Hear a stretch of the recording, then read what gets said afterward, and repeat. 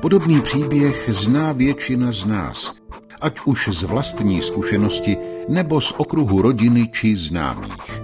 Paní Marie zůstala doma po návratu z nemocnice, závislá na pomoci druhých. Rodina se o ní stará s podporou pečovatelské služby. Paní Marie tak může být doma, kde je jí nejlépe. Po několika měsících se jí však i přes potřebnou péči přitížilo. Už se nedokáže sama posadit. Pečovatelky jí postupně musí pomáhat s podáváním snídaně i oběda. Častěji se jí připomíná, aby pila. Paní Marie byla kvůli zhoršenému dýchání a celkové slabosti párkrát převezena do nemocnice. Není však už žádná možnost léčby, která by vedla k jejímu vyléčení. Její dcera se obrátila na ambulanci paliativní medicíny, kde jí pomohli zajistit domácí hospicovou péči. Paliativní lékař a zdravotní sestry tak dnes za paní Marií dochází pravidelně. Pro celou rodinu je to úleva, protože se mohou poradit s odborníkem a ví, že je jejich blízký v dobrých rukách. V rodině se začalo také mluvit o smutném faktu, že se život paní Marie pomalu chýlí ke konci.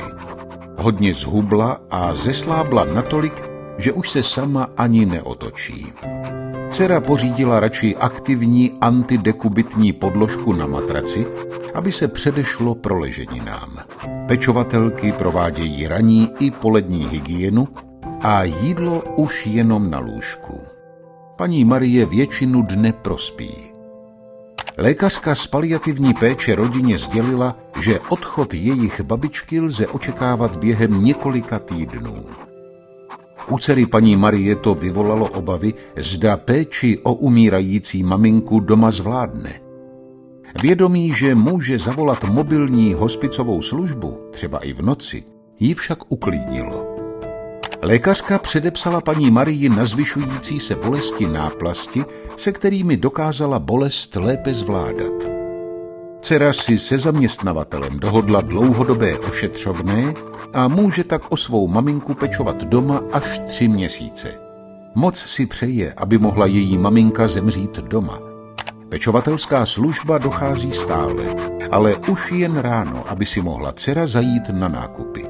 Nechce totiž maminku nechat nikdy samotnou. Jedno odpoledne se paní Marii velmi zhoršilo dýchání a od rána nechtěla ani jíst, ani pít.